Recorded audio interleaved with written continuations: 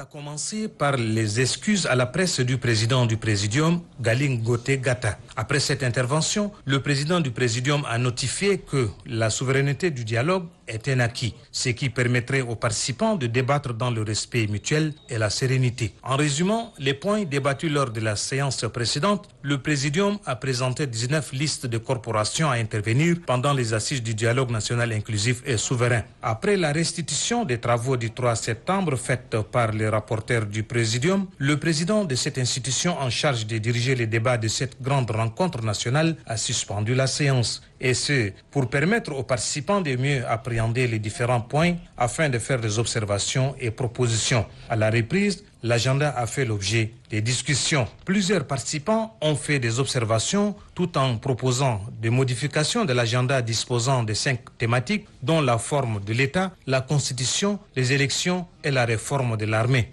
Certains intervenants ont mis l'accent sur la gestion de la transition, la création des sous-commissions, de l'amendement du règlement intérieur et de l'aménagement du Présidium. Mais d'autres participants proposent juste 80 interventions pour finir à temps le dialogue national inclusif et souverain prévu pour 4 semaines. Appréciant à sa juste valeur la qualité des débats variés et riches, le président du Présidium, Gali Ngoté Gata, a rassuré l'assistance que les observations et propositions faites seront prises en compte. Ce que nous allons faire, c'est que nous allons prendre toutes ces propositions, nous allons les classer, les remanier, tout ça pour que ça apparaisse comme des propositions qui sont exploitables pour l'agenda.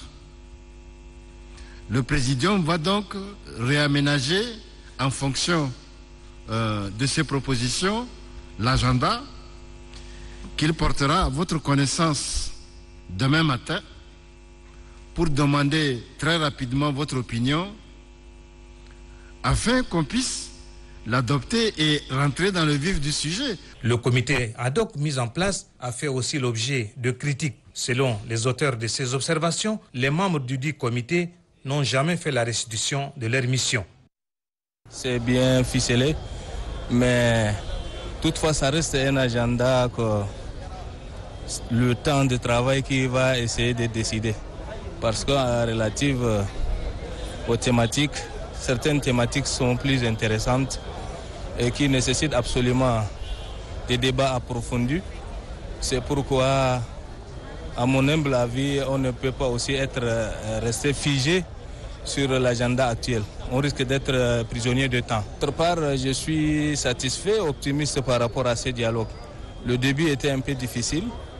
Maintenant, toutes les corporations, tous les participants commencent à comprendre la nécessité et que chacun est en train de s'adhérer en tant que participant pour contribuer. L'agenda nous plaît, mais seulement le temps qui est prévu pour en débattre sur certaines thématiques qui est prévu pour 2 jours, je pense qu'on ne peut pas les finir en 2 jours.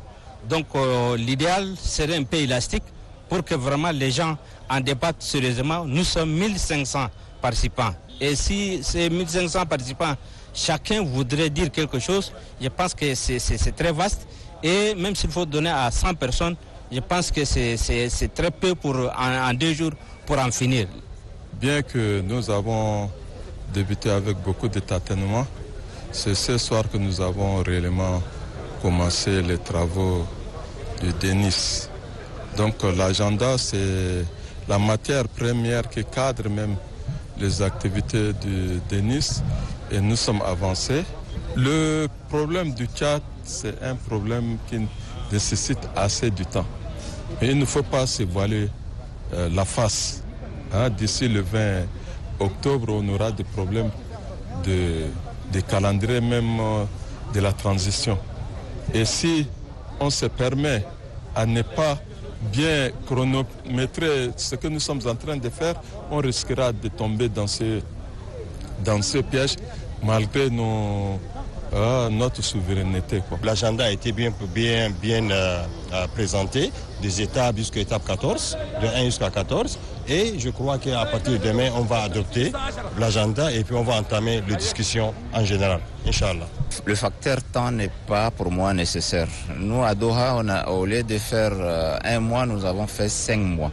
Pour le Tchad, moi je propose que le président nous donne encore le temps de débattre, de laisser tous les Tchadiens parler. Ça prend, comme on dit, l'appétit vient en mangeant. Et nous pouvons quand même essayer de résoudre tous ces problèmes parce que c'est le début.